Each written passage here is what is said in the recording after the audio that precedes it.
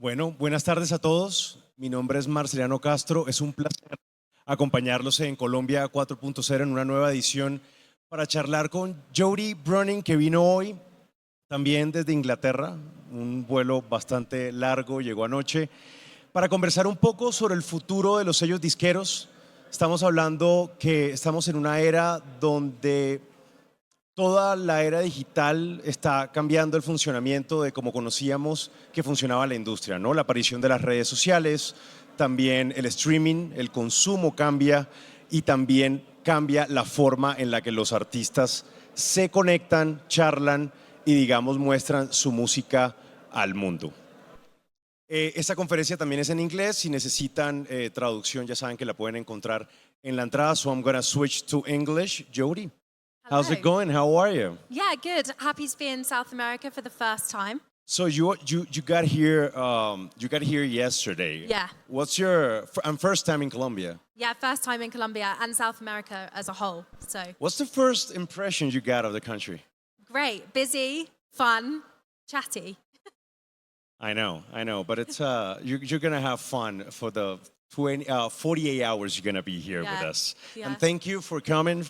Thank you for having me. I was telling them long flight, but you made it and you're Yeah, here with happy us. to be here. Thanks for having me. So, Jody, you work for Insanity Records. You're an AR manager, but you've been in the industry for the past years. Yeah. First and foremost, can you tell us a little bit about your background, about what you do as an A&R and what an A&R does in a record label? Yeah, I mean, where do I start? So I've been in music probably 8 years now. I used to work in producer, writer management. I've done artist management and still do that within my role now. And have worked at a record label before. It was called Parlophone Records. The biggest artist you'd probably know would be Coldplay. So I was an A&R assistant there, so I worked across that, which was amazing, really great experience.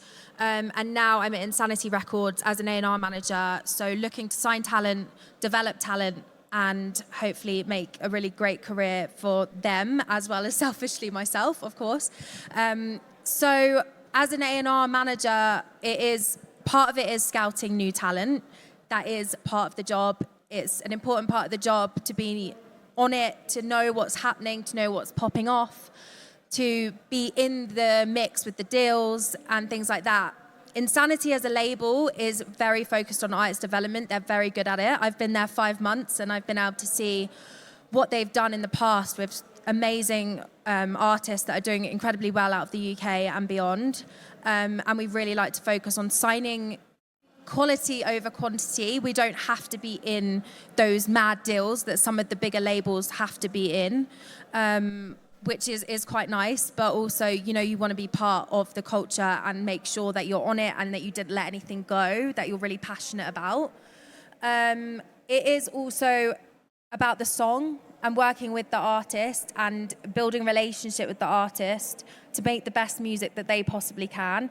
It's working with people like Kelly and Harry, who were just on here, producer, writer, management, to get the artist the right sort of group of people around them that are going to help them make the best record, the best lyricists, the best people at melody, and also the best producers that you feel are the right fit for the artist. I wanted to ask you, what's your biggest challenge on a daily basis? I don't feel like anything's a challenge because I feel like there's always a solution. You're having fun, and you're having fun too. Yeah, it's fun. It's a bit of a diplomatic answer, but I think it's making sure you're making the right decisions for the artist while also ensuring that, again, you are building their business. And an artist's main focus is being in the studio and making the music, and they don't want to do the rest. Some are very naturally good at it, but other times you kind of have to push the artist to really focus on other areas of their business so that they want to be successful. And when I speak to an artist that I'm either looking to sign or I'm working with or I'm chatting with, I always say, what's your expectation? What's your goal? Do you want to be the next Coldplay? Do you want to be in your home market? Do you want to just like smash the UK, smash Europe and make a living? or do you want to be the next global superstar? And I think it's managing that expectation of what they want Yeah. and working on that. Or maybe they could be the next Oasis in 30 years and Yeah. sold out like a bunch of tours worldwide. Yeah. Before we talk about the changing role of record labels, to begin with, from your experience and perspective, could you refresh for the audience what's a record label and what's its role in the music industry? That's a good question. I think it can take on many roles. Again, it's what the artist wants and what the artist puts in, they'll get back from the label. They are essentially a bank, if you're going to put it They like invest. that. They invest. They're your investor. They give you an advance, and you have to recoup that back. Sometimes you won't, and you will get dropped before you recoup that, and that is a loss. But you kind of take those losses for those gains to be a part of the business. There's a marketing team within a wider corporation. You'll have a sync team. You'll have a brands team. You'll have a central audio team, which is A&R admin, who will get all the audio delivered and make sure that it goes to the DSPs. You'll have your A&R team. You'll have the MD running the label. There's so many different components that are within the business that you can lean into that will help your artist progress. Yeah, progress and develop at the end. Yeah. And that's what we were talking about before, is that the record labels at the end means, it means investment in the project, but at the end, it's a whole team working behind an artist to develop in a local market or worldwide. Yeah. Having said all of the above, what is the main difference, and talking about changing and what has happened in the past years, what's the main difference between record labels then and now in the digital era? Yeah, I think that labels come on a little bit later now. And there is definitely a risk as an A&R person when you are looking at an artist to sign, when you make that jump to offer. And we look at maybe the artist's business and maybe their art is a little bit further ahead than it would have been 10 years ago. They already have a fan base building. They already have numbers on short form platforms. They are already selling tickets slightly, and I think we do jump a little bit later because I think it's the amount of artists there are. And it really, I know sometimes record labels can be looked at as sort of evil. Oh no, you just want the data, that's all you care about. It's actually not. It's, in my opinion, it's showing an artist is driven and they want it and they're willing to build their business.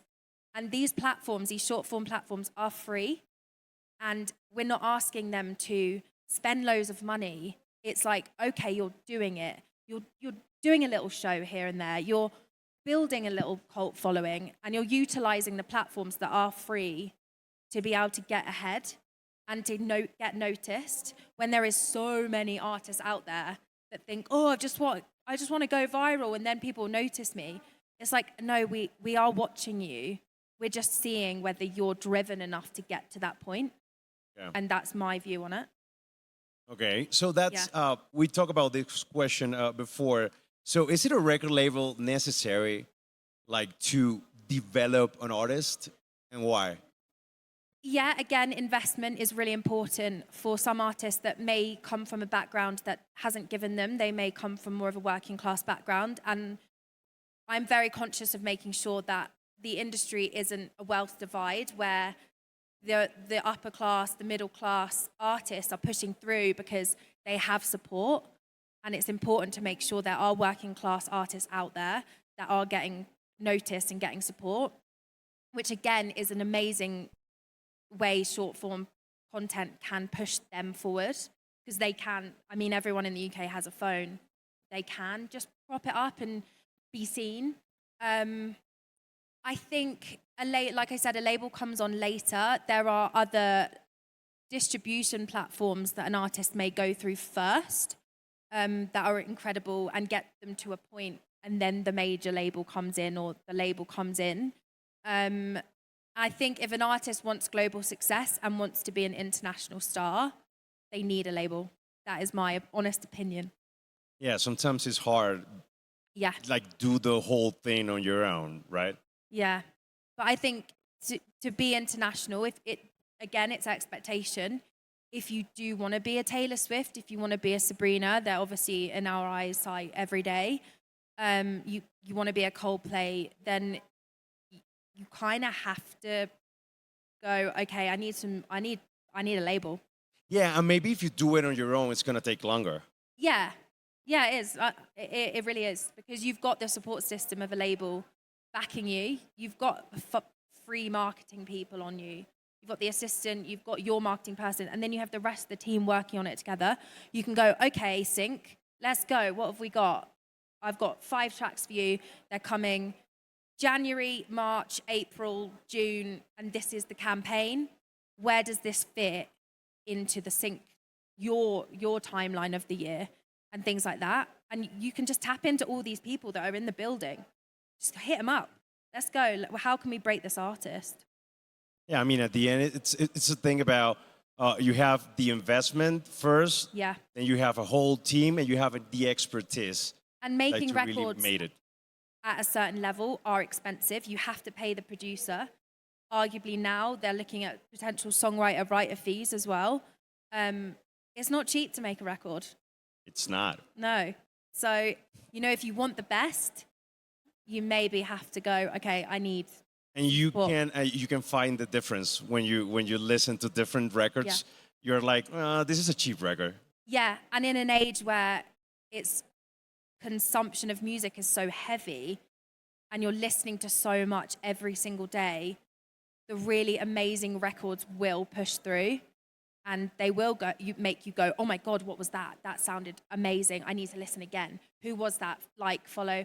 Because you might be listening to an algorithmic playlist like your release radar on Spotify, and then you're like, okay, this is amazing. Who is that? Because you're not actually looking at your phone. You're just in your headphones and you want to suddenly go, I have to listen again. What is that? And then, you're finding. And you can new fan. you can go immediately to social media to see their profiles. And Follow, subscribe. And that's the next topic we want to talk about. It's the evolution of music consumption nowadays. I mean, talking about streaming and social media. And the thing is that the emergence of new technologies such as streaming and social media have changed the way music is marketed. And also the way the artists communicate with the fan Yeah. and the super fan and the ones that are just observing what you do on the social media. So, Jody, from your work as an A&R, what impact has streaming has focusing on the development and communication of the artist nowadays? I mean, streaming is getting harder and harder than ever, and I think Spotify is a huge focus. But actually, there are so many amazing DSPs out there. You're looking at Amazon's a massively growing platform. Apple is even more growing, and you've got Tidal, Pandora in other markets. But don't always send your music to Spotify when you're posting on short form platforms. Don't go listen to my music on Spotify. It's put a link tree and go put them all on there and go listen to my music. It might be on Apple, and then Apple will reward you for marketing their platform. So it's really a relationship that you have to build with the DSPs, because editorial playlists aren't moving the needle as much as they were a couple of years ago.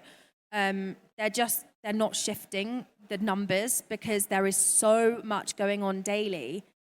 To push through is harder than ever. So you do have to utilize other marketing tools to push through. Things like Discord are growing to build, like a lot of artists going onto Discord, building a cult following. They've got 10 to 15 fans on there, and then their friends are going, come join this artist Discord. I found this new artist. They're amazing. You get like previews of their clips to their new song. Snapchat's amazing. I think artists sleep on Snapchat. They're growing their artist platform. I think there is a lot short form content can do to reward the artist. And I know that corporations are looking at ways that the artist can benefit a little bit better from putting their stuff online for free. And it's free marketing, but actually they're not getting paid maybe what they should be. That's true. I had a teacher once that said that if you're an artist, you should be uploading 8, 9 songs per year. You know, you have to be like there, and you have to, once one song is up there and people is really listening to it, Yeah. you have to be ready to upload the next one. If not, they're gonna go away. Yeah, it's feeding the algorithm, literally delivering it more and more so that it pushes through. And the more you give these platforms, the more they're going to reward you algorithmically. But it's expensive to release music. So asking an artist that isn't signed to a label to consistently release 9 songs a year, when you've got to pay producers and you've got to pay marketing, you've got to pay artwork, which arguably could be done on AI for free. But it's so expensive to release. 9 records a year is near impossible for independent artists. Is it better now that we're talking about streaming, Spotify, Tidal, and all those platforms? Is it better to upload song per song, or an EP is better, or an album strategy without a single? I think From your experience, I think that a lot of it varies artist to artist. Sabrina, into her album, I think did 2 singles and then released a main single with the album.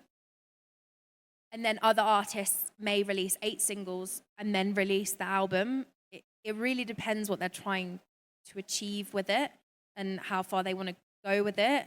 But single by single for a developing artist, absolutely. and it sparks the conversation, and it maintains the And each conversation as single well. can have its own story. And I think it's so important that the artist has something to say within their music. Lyrics are more important than ever. And it's having a great lyricist on your record and tapping into that and telling people your story and sharing your art with people is still really important. And yeah, I think single by single for artist development, and then you can bundle it into an EP and have a leading track. No, I mean, and after 20 years, you can do whatever you want, depending on what you want to achieve with a record. But you have to build your catalog, because if a song starts to move down the line, when an artist starts to break, they're going to go back to your back catalog and be like, oh, this is actually really good. This has got 10,000 streams. But then the other songs have got like 2 million, 3 million up. And then they're discovering your back catalog, and that's building your business. I think that happened to Smashing Pumpkins this year, because they released the album without any single, and the people didn't know. They just announced the record 2 weeks before, no single, and the people went crazy with it. And then they announced they were touring South America, and they were playing in Europe and the US as well. And Jack White, for instance, this year, he didn't announce his album, and he just released the record. Billie Eilish did the same. And he gave it to his customers without a name. And the people were like, what's this? And then they found out, and like a month after that, then he just released it worldwide. But I think it's an element of surprise, and it's part of the strategy, and it's building experience. It's almost like a bit of a game. It's like, how can I, as a fan, be so engaged and get going? I want to be a part of this. I think it is more important than ever is building an experience for your fans and seeing where they can fit into it. Yeah. It's gone are the days where an artist would just, be the artist and that's it. It's like you have to the artist has to embed themselves into the culture and be at one with the fans almost. And I think you'll see a lot more artists sort of thanking fans online now of like, this is why I'm here. Like, you've got me here. Like, thank you so much. And because fans want to be a part of it. They want their validation of like, oh yeah, I helped them get there. Yeah, I did. I bought a It's like, t-shirt. I'm part of it. Yeah. Sign me up. I'm there. Yeah. That's true. I mean, we already talked about streaming, but now moving to social media per se, like talking about Instagram, X, Facebook, YouTube, and all those social media channels. First, what's the biggest advantage you see in a campaign of artists developing? And the second thing is, which is the most effective to promote your music? Yeah, again, the platforms are free. It's an advantage. Take advantage of it. And then what was the second question? No, the first one is what's the advantage you see in these channels, Yeah. and what's the best one to promote your music? In I your think- experience, because sometimes we're talking about TikTok trends, for instance. Yeah. Maybe Facebook is not Yeah. relevant anymore in the market, but sometimes you also need Instagram because people wants to see your life and your pictures and stuff. So, in your experience with the artists you've worked with, which like is the most, like the first one you need to include in that? Any short form content platforms that, allow the fan to see a bit of behind the scenes, is, again, it's not enough to just be on a few nice pictures. People want to be nosy. They want to know about you. They want to see what you're up to backstage. They want to go along that journey with you. I also think a lot of user-generated content is really moving the needle on certain platforms live.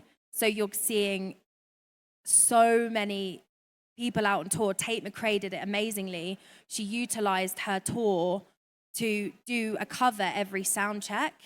And for people that didn't know who Tate McRae was, they might know the cover she was doing and be like, wow, this girl's done a really amazing cover in her sound check.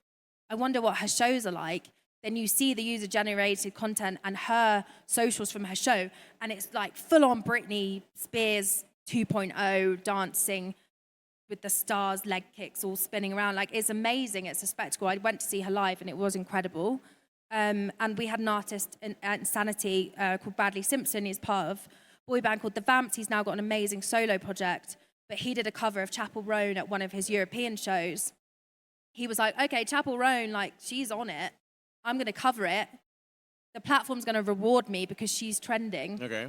And all these girls were just like posting this cover. And it's just done so well online, and it's really opened up for him. And it's just him looking great at this show, doing a Chapel Roan cover. And it's done numbers, and it's great. Rule They were number happy. rule number one: if you're famous, do not share content on Instagram as a GPS. No, you share it later Yeah. in the day, Yeah. because if not, it's gonna get crazy. And there's something that we were talking about, how you share your content, because now the fans, they want content that feels raw, that feels that is not perfect, that is not created for for the social media. It's just you talking to your fan and try to get them close to your life, so Yeah. and they can get the idea that you're close to them. I think the worst thing an artist can do online is beg. It's like, oh, that sounds really mean, but it's like, don't be like, please pre-save, otherwise I'm going to get dropped, or like, my manager's going to be so angry if I don't get 10,000 pre-saves. It is quite boring to see. It's like, think outside the box. Like, we want to see something really gritty or just really wholesome of like, bring your, you've got a great relationship with your dad, bring them into the clip and share the music with them, or just really, it might be curated, but make it feel natural, make it feel like you're on FaceTime to a friend. Some artists won't be good at being like, hey, welcome to my channel, I'm here, like blah, blah, blah, blah. And it has to be a little bit more curated, a little bit more thought through. But you have to, that's why you have a great marketing team, because they sit with you and get to know you, have something to say as an artist, believe in something, whatever that is, love something, whether that's like, I'm here to promote, my love for the animals in the ocean. Like, I want them to be amazing. Like, advocate for something, whatever that is. It can be really simple, but to have a story to tell. Now that you mention it, does the pre-save really works? I mean, Yes, it does. The first weekend, we've been told, is the most important for an artist. The most drive that you get from that Friday release or Thursday release. it's gonna help you with the algorithm. Those first 4 days from release are more important than ever, because then again, the algorithm will reward you for how many people are driving your content. And at the end of the day, the label wants reach. We want to reach a new fan base. We want to reach a new territory. we want to gain more engagement from new fans and, yes, build the numbers, but we want those numbers to engage and turn into ticket sales. That's kind of how it works. It's sort of step by step, I would say. Yeah. Having said that, do you think, Jody, that streaming replace traditional radio and social media channels replace the traditional marketing we knew, or are all of these tools complementary and can live in the same environment? Yeah, I think you have to look at it as a 360 model. I know that's quite an old term, but you have to have your finger in each pie and make sure that you are tapping into everything. You can't just do the short form content, because if you can't perform live and you're selling 500 tickets, you get on stage and it's bland, no one's going to come back and buy that again because they didn't experience it a very good show. Yeah. And you have to marry everything together and, you know, embrace the new world, but also, as Kelly and Harry said, use those traditional marketing and blend them together, utilize UGC content from those live shows, post it online like Bradley Simpson did with the cover. Actually, a fan did it, which was even better. And just embed within, I know it's quite a cliche term, but you have to embed yourself within culture and curate, even if it's subtle. When you do look at Sabrina and the way she included her famous actor boyfriend in her music video, it was exciting. Everyone was like, oh my God, I have to see Barry in the music video. When's it coming out? And everyone's waiting on YouTube for it to launch. That's quite an old school thing. It's quite an old school 90s kind of publicity stunt-esque feel. But then it went completely viral. And then she speaks about him in all these podcasts and now little clips online. And now she's doing covers with Christina Aguilera. And it's like, wow, that's really exciting. And it's blending the old with the new, always. Just embrace what's happening. Yeah, I mean, at the end, you can really spark the conversation via social media channels, uploading content from the project, from yourself. We were talking about the time that Taylor Swift uploaded, like the first raw material. She was with a party with her parents and Travis Kelce, and people went crazy with that. It's like the 90s again. I mean, I'm not 30 yet, but I remember a bit of it, of like, Kate Moss stumbling out of the nightclub and being photographed, the Paps, like, that's fun. Like, think outside the box. Like, if you're young, go on a date with another famous guy and just be like, okay, this is fun. Let's get photographs together. It doesn't have to mean anything, but it like gets you in culture and you're like, everyone's talking about it. Everyone's like, wow, did you see them too? Like coming out of that famous restaurant in London. That's so fun. And everyone's like excited about it. And then they post about it and it trends. And they're like, oh, she's just released that song. I wonder if that's about him. No, and it feels organic. It feels really genuine. And just to recap this part about streaming and social media channels, if I want to be an artist, it's my first day, like in the business. First day on the job. It's first day. I want to be Shakira. I want to be Calvin Harris. I want to be Oasis. I want to be all of those guys. What's the advice you could give that artist regarding the social media channels? I have the music, but I don't know what to do first. And you're working in artist development, so you know what comes first, and then step by step, like build a whole career. I think when a label comes on board, especially a major label, the artist is kind of already doing it.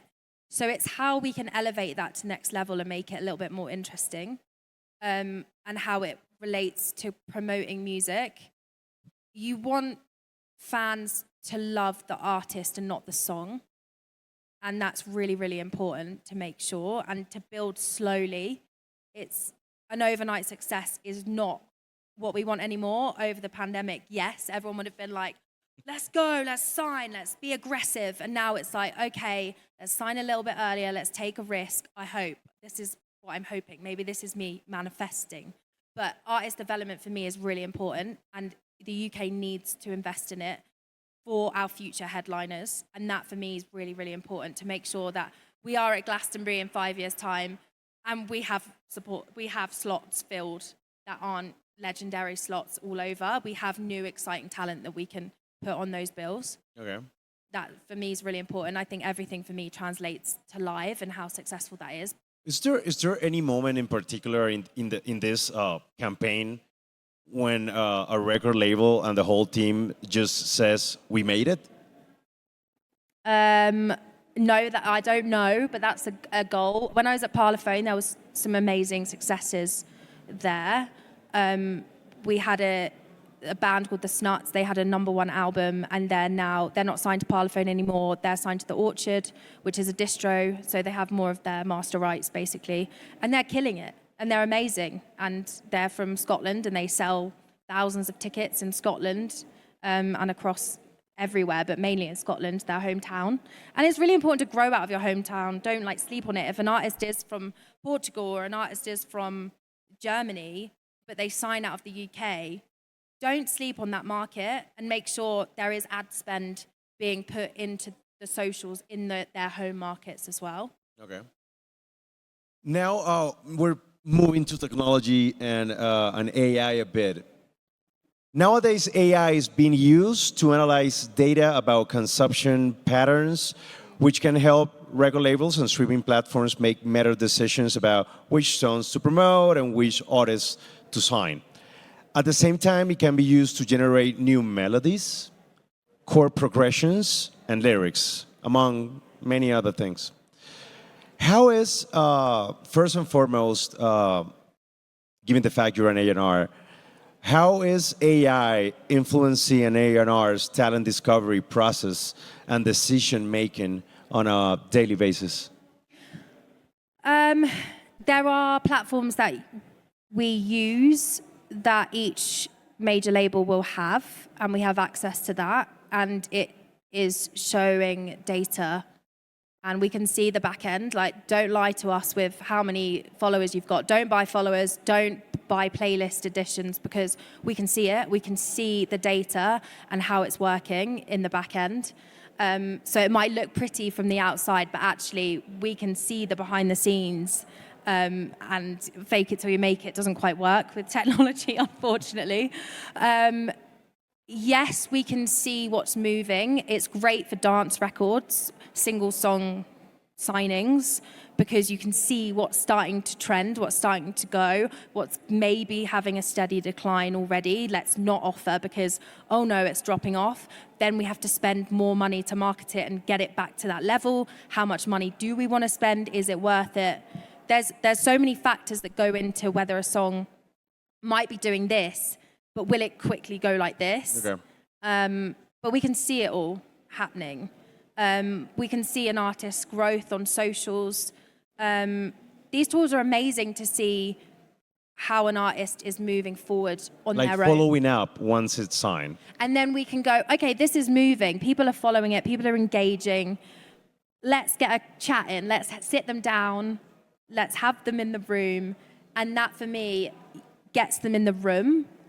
But when they're in the room, there has to be sort of an element of star quality, an element of drive, an element of knowing who they are.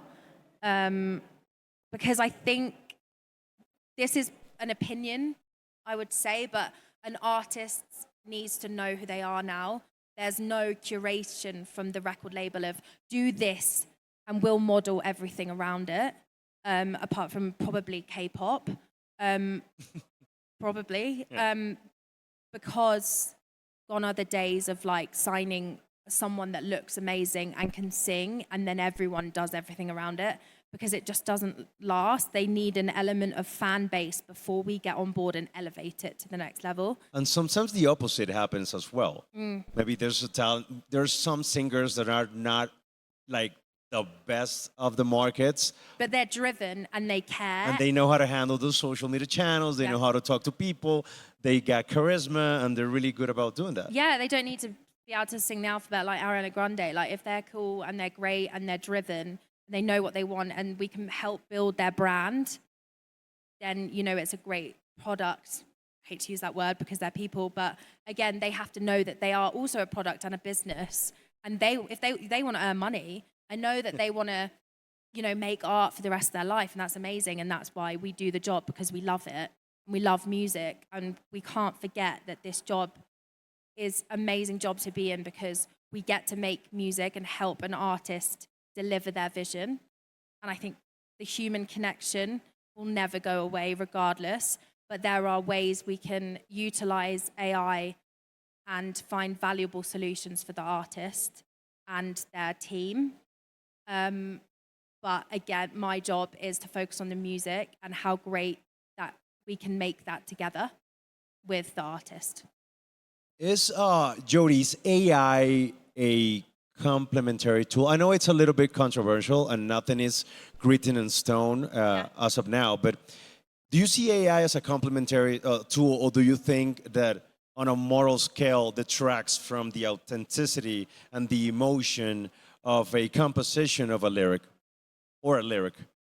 Yeah, I think as a company, we're looking to find solution and how we can work with AI and make it the best thing for our artists.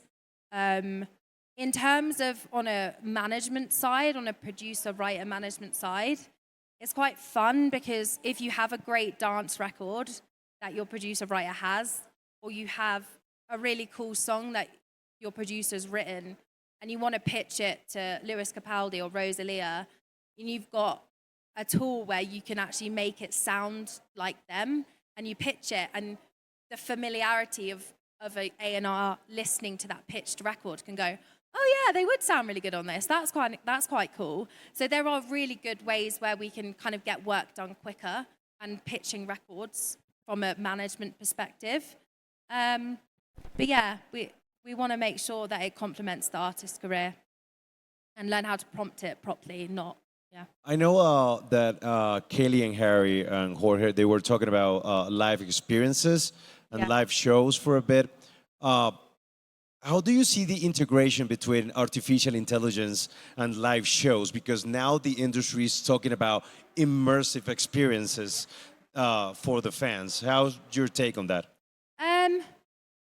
I think it can make it really fun. You look at a DJ like Anima, I think it works really well in the electronic space. There's an incredible DJ, he's called Anima, and he has these incredible like visuals behind his DJ set.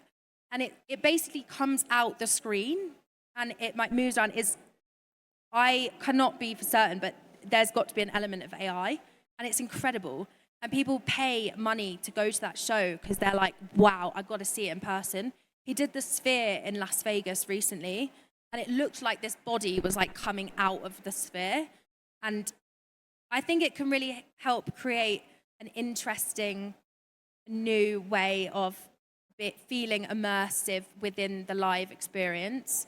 And I think people will pay tickets to feel that and to be next to someone, to be their friend and film it and be like, oh my God, that was amazing. It was so memorable. That was so worth £200. But I think in the electronic space, probably a little bit more. I haven't personally, I don't know whether it's been in other things, but maybe for visuals, yes. But Anima, check it out. It's absolutely insane. I know we've talked already about social media, but I just remember a video of Billy Corgan promoting the South America tour. Okay. And he was speaking in Spanish as a result of AI. Oh, wow, okay. So you translated it. Yeah, people were nuts about it because he was talking like perfect Spanish. And it was all about AI. So AI at the end is just growing and growing and taking like every space. But I think we just have to be smart of how we implement it and how we use it for the industry. It's about complementing the artists and not working against it. It's finding valuable solutions for them. We've got to be complementary and not fighting against it. Embrace it in the right way. I think there'll be things that come up that will be challenged, but we'll just have to cross that bridge, I guess. Hope it doesn't get out of control, like in Terminator or something. Oh yeah, by robot, wasn't it? I don't know. Just to summarize a bit about this point, what skills and characteristics do you think will be essential in artists and composers in an environment where AI is there playing a really big, important role? I think you can't lose the human connection. I think COVID was a massive example of that. I think post that, we were craving the human connection and people wanted to go to the live shows, and we've seen festivals sell out. We've seen, massive tours go on sale and them selling out, because I don't think you can escape that. And I think that as long as you are creating an interesting experience, people want to be there. And they want to post it on their phone. They want to be like, oh, it's in my, look at this, I went to this. Post on Instagram. Everyone wants to be seen somewhere where they should be. That's trending. Oh my God, you went to that. That's so cool. I see it on Instagram. Yeah, and at the end, it's all about emotions.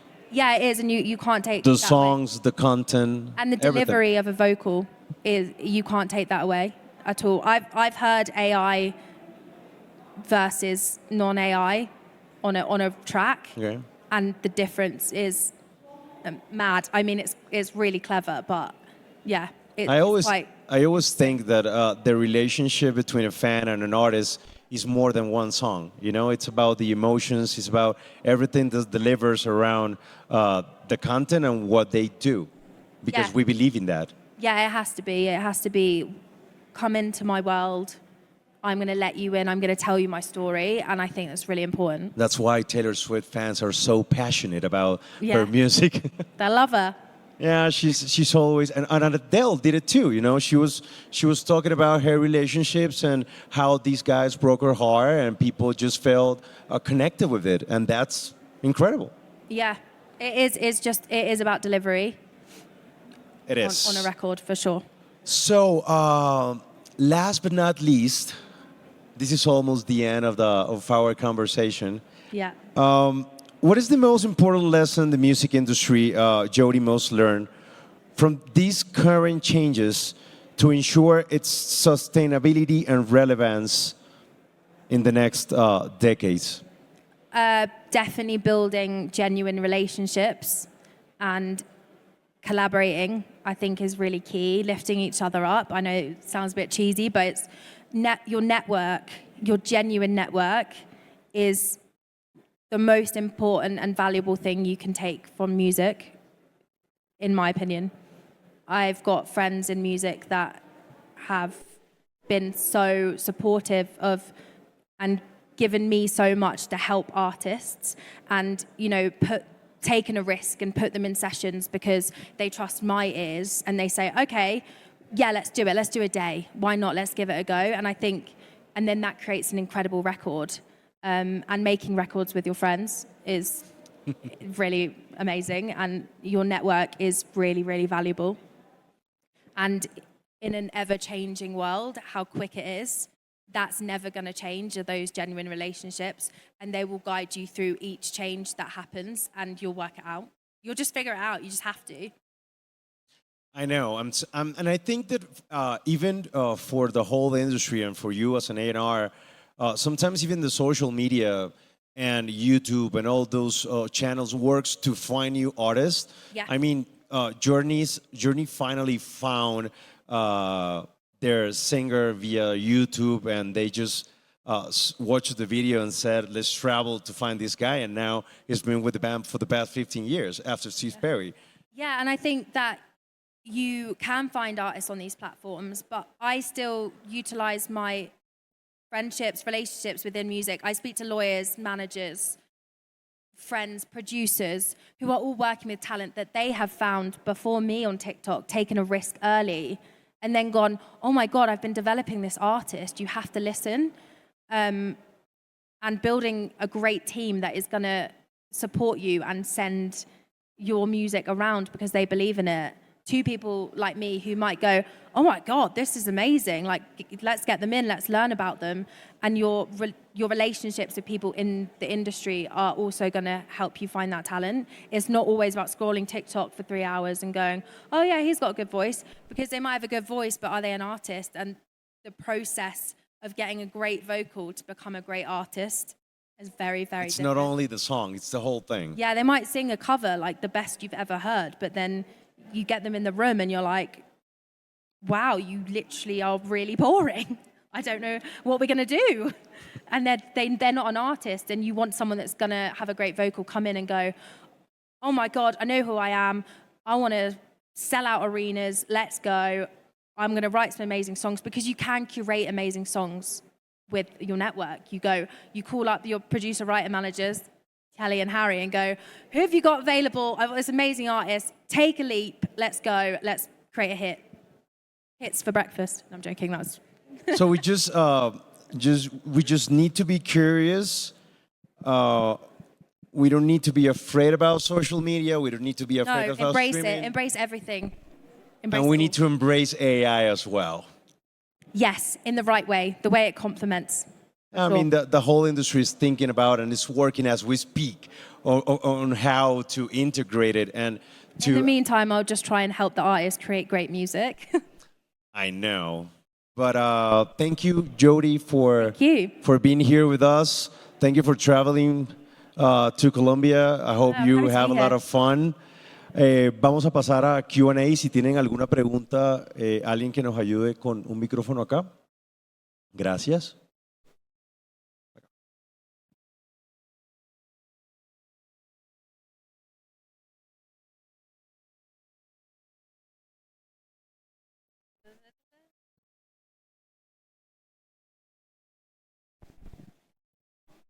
Yo la iba a hacer en inglés. Oh, English. Yes. Oh, amazing. Hello. Hi. Oh my God. I got a little bit nervous, but okay. Okay. That's fine. That's fine. Don't worry. Just breathe I a don't bit. bite, I promise. Okay. So I think I had a couple questions here. Well, first, like kind of technical one is like, I'm just starting to get to know the music industry, so I don't know about the roles and about the ecosystem and all, like the people involved. So I was wondering, what is the difference between an A&R and a manager? Yeah. Also, I kind of was thinking, because I've heard this a lot recently, and it's an artist cannot be only an artist anymore. Like they have to get to know a bit more about the business. But I was wondering to what extent, like how much would you have to actually know? Because as you said before, if you have a label, that's supposed to be your support network in terms of business and the whole organization. So I was wondering how much can you really want to know as an artist to be able to also develop your product, right? Yeah. Not only like the whole business around. And I think I had a note about some of the platforms that you use to follow. For example, when you were talking about like you are able to notice when you buy followers. So I was wondering, like, which kind of platforms can you find, or just out of curiosity? Those were the three questions. I don't know if that was too much info. Oh, no, that's fine. I'll try and remember. So the first one is the difference between a manager and an A&R. Yeah, good question. The manager is I would say you're consistent. Hopefully your A&R will be your consistent as well. But your manager is there to really look after you and look after your business. And it kind of relates to the question where you say, how much of the business as an artist do I need to know? As much as you feel like you need to know, but it's really important that you know the basics, so that when someone is maybe trying to blindside you, because I'd like to think there are really good people in this industry, which there really, really are, but there might be a few not so, and they might try to tell you something that isn't quite right, and for you to know what is right and wrong is really, really important. But then again, it's really important to have a great team. Get a great lawyer. They're going to be your protector. Anything that you feel you're unsure about, they're there to answer. Same with your manager, but your manager is evolved a lot over time, and they are essentially becoming your business manager as well. They take on many different roles in the early stages of development. They are your live agent, they're your promoter, they're your therapist, they're your, they're your A&R until you grow the team, until you sign to a label and you're assigned an A&R, or the A&R signs you. you get a live agent that helps build your live team. And these are all things that you start to build as your career builds. But your manager is the person that manages each person that comes onto your team. Your promoter, your publicist, your manager is at the head of that. And then the rest sort of trickle down. And they're there to manage your business. Yeah. The general manager of the team, of Yeah. the whole thing. Yeah. Whereas the A&R is one piece of that pie, and they're there to help you make the records. They do sometimes become an extended member of your management team. It depends how much the A&R really wants to give. Maybe I give a little bit too much on that, but you know, you want an artist to succeed, so you tap into your network that your manager might not have also. And then the third question was... What was the third question? Oh, the short form platform. Yeah, short form. How can we see that you're buying followers? It's just that the technology just shows that the engagement's low. You might have 100,000 followers and you're getting 10 likes. And you're like, there's a disconnect. Because either that content was really bad, which the algorithm won't reward you if the content's bad. Sadly, you might have a viral video. You might have multiple viral videos. Then you post another one. And then you're like, why is that so low? And unfortunately, the simple answer is it just wasn't good enough content, which is, I know, really quite savage, but it's just the way the algorithm works. But in terms of the buying the followers, that is shown through engagement. If you've got loads of comments, everyone's like, when are you touring Manchester? When are you touring South America? When are you touring here, there, and everywhere? That shows that there's demand for you. If you've got 100K followers and you're getting 10 likes and there's no one in the comments, you're like, that doesn't look right. So it's about engagement and really building that fan base that love you and want to comment on everything and are excited by every post that you post, basically. Hopefully that helps.